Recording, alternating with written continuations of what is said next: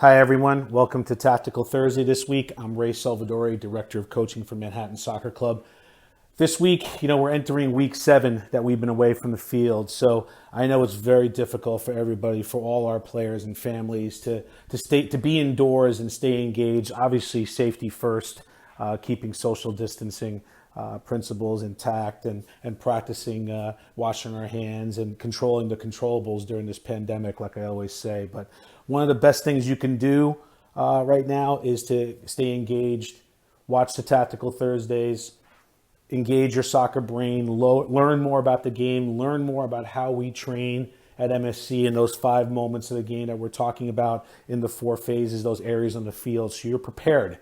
You should be prepared as a player in every moment, in every phase of the field. So this week, for the first time, we're actually going to the defensive side.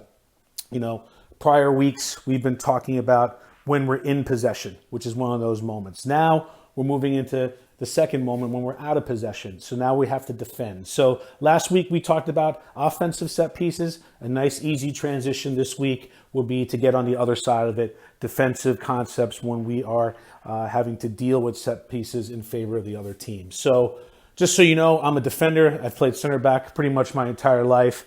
So defensive concepts, defensive principles are an extreme priority for me, for any of the teams that I oversee or coach personally. So important in terms of defending concepts with set pieces. For me, it's about preparation, it's about focus, and then it's about executing proper defensive principles. So we have a plan in place here. Okay, other clubs may look at it from a different standpoint, but we have a certain way. That's my fingerprint that I want to put onto this moment or dealing with set pieces. So again, giving up goals, like when we have to defend, to me is an absolute no-no. That means we've lost focus or we didn't execute. And I think the way that we play not only helps our defensive players and our defensive concept, but really helps the development of goalkeepers in their range. And you'll see when we talk about the MSCWAY and what we want to do, how that helps the goalkeepers out as well. So this week, defensive side of the ball for the first time, set pieces, defensive concepts.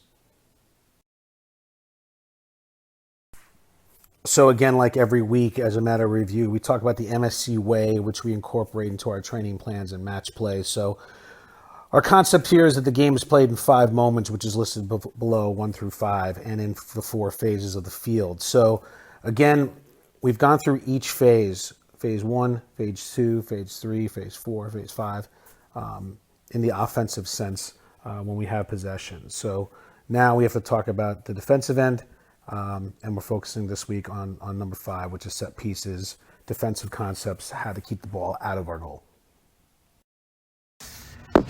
So let's look at the goals and key aspects of defending set pieces and what we call the MSC way here, which is what we incorporate into our training sessions and match plan for our players. We want to make sure that players are prepared in these moments when the other team has won a set piece or a dead ball in certain areas of the field, in order for us to be able to defend properly and prevent the other team from gaining an advantage on the field or getting a scoring opportunity. So if you look here in number 1 and number 2, if the ball is in our attacking third of the field or in the midfield, where both teams are really trying to gain control, you see what we have here is a couple of phrases: possession versus quick start. So in number 1, if the other team wins a set piece in our attacking third, we're going to look to try to force them into possession and prevent what's in white there, which is a quick restart, where we may have numbers thrown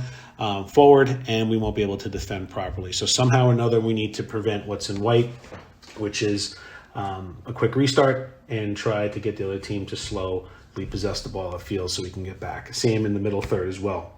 But where we really run into a dangerous situation is where the other team in number 3 has won a dead ball in our back third. And this, the same thing in white. We want to prevent the quick restart from happening and force us into having time to organize our set piece. But that organization time has to be done very, very quickly. So we want our players to analyze moments. So in this type of situation here, the first question players should ask is what type of set piece is it? Is it straight on? Is the set piece out to the side or the flanks, or is it a corner kick? So we need to be prepared in each one of these situations. Usually it's the goalkeeper, it's the center backs that really take charge of this communication and look to direct and organize their defense. So if the ball in the next line is a dead ball that's straight on for the other team, or it's out to the sides, it's up to the goalkeeper and it's up to the center backs to determine if there needs to be a wall set up. So in orange, you see I have some numbers, and it really helps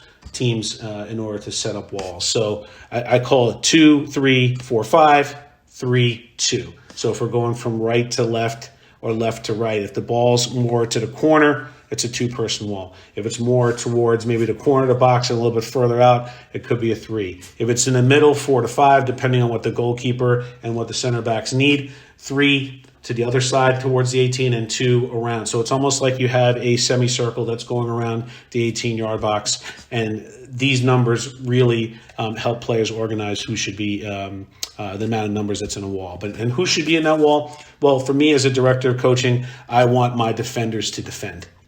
Okay, that's what they're there for. So we usually have forwards and midfielders that are in the wall. I think it's very good to have players who are used to defending in the back third, really do their jobs there. So that's key. So that number system helps our players remember and quickly where to set up walls and how many should be there and who should be in the wall as well.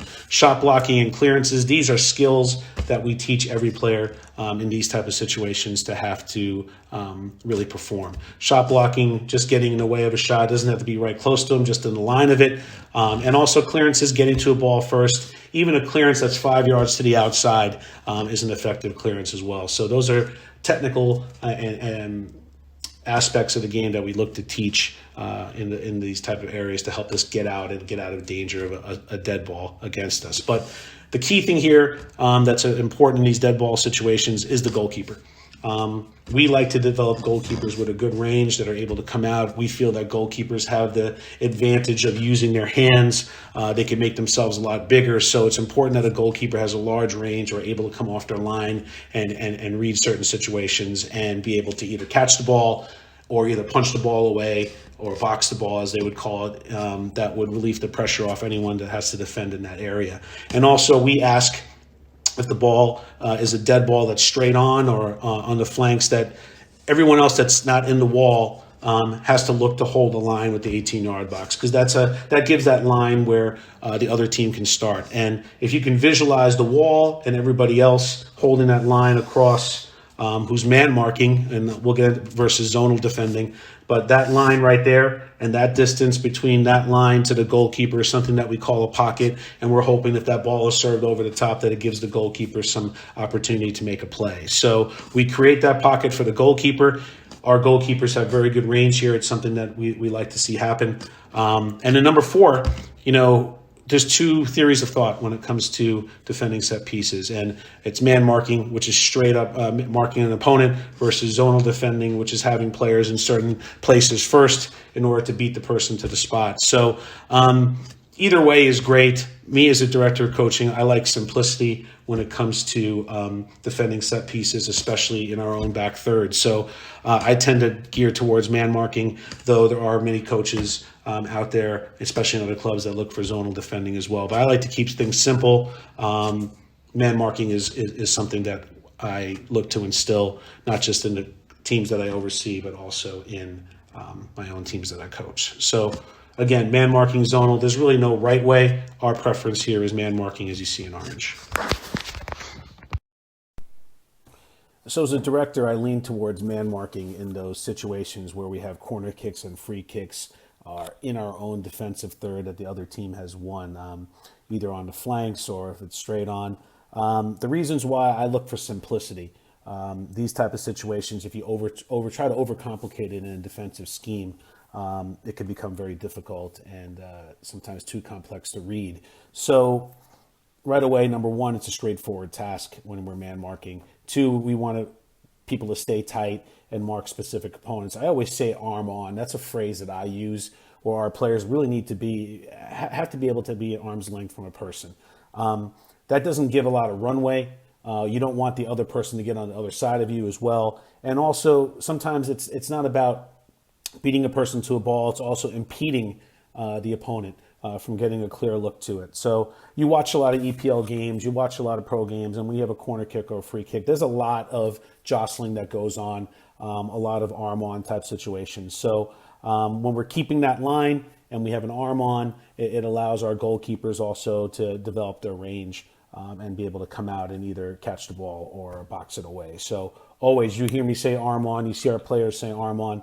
And number three, it erases any doubt. So like I told you before, giving up goals on set pieces after we train and we organize and we look to execute, and we're already in situations where we have a bit of an advantage in how we're set up, means there's a lack of focus, and a lack of concentration. So it erases any doubt. It shows some accountability in those type of situations, combined with the simplicity of it.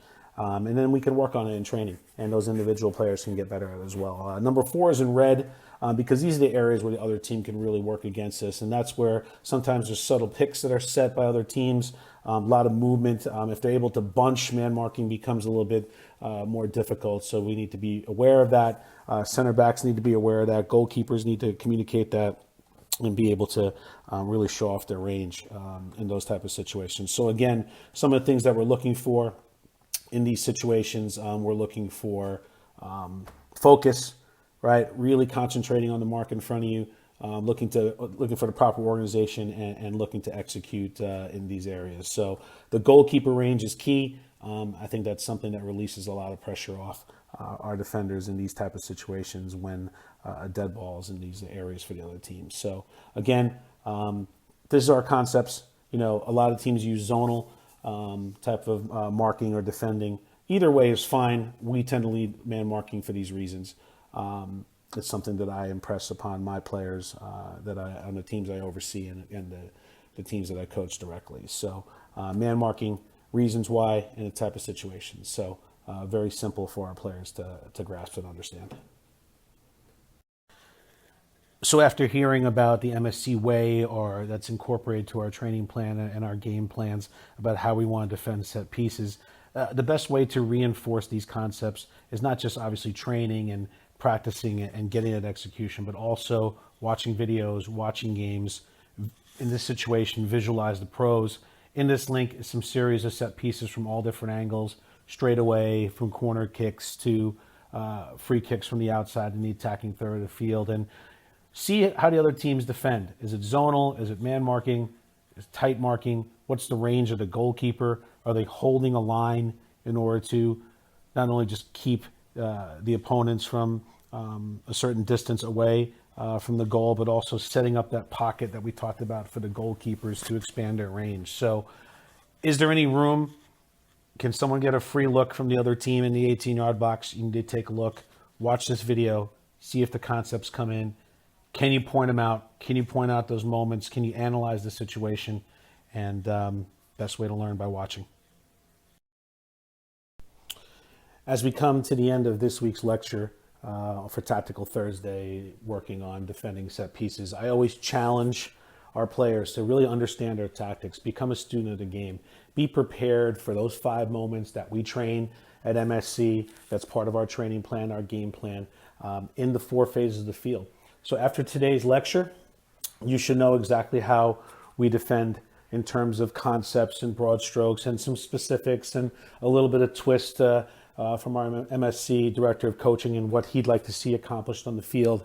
But every player should have a concept, an idea of how to defend set pieces, and this is what we'll train in practice, so it becomes part of some really good habits, and we're prepared for those moments. So again, the key phrase for tactical goals, I repeat this every week, it's on the slide: individual and team match tactical success occurs when, and in red is the key line for me, players are able to technically execute proper skill and tactical knowledge, awareness on and off the ball in every moment. That moment here is defending set pieces of the game in each phase of the field, regardless of position. So again, watch games, watch an EPL game, watch your favorite team play. Dead ball, they have to defend now, attacking third of the field. Have they analyzed the situation? Have they set up the situation? Is it man marking? Is it zonal defending? Again, some teams use zonal throughout the world. Some clubs throughout the world use that as well. We prefer to do man marking because it's a simple way. I believe in simplicity in these areas. But take a look and see what the net result was. Okay, and again, for a coach and a director of coaching to give up goals on set pieces is something that we really want to prevent. I feel it's preventable all the time. We're already in position to defend the play. We want to stay focused. Our goalkeeper is so important in these areas here in developing the range, and I believe man marking helps goalkeepers as well. But we'll give up a goal if we lose focus, okay? And I think that's so important here when we talk about the overall strategy for defending set pieces. Thanks everyone again for tuning into Tactical Thursday this week, focusing on defending set pieces. If you have any questions regarding today's lecture, definitely send them to me at ray.selvadurai@manhattansc.org. Everyone stay safe, keep learning, keep your soccer brain sharp, work on your technical skills, work on your conditioning. See you next week.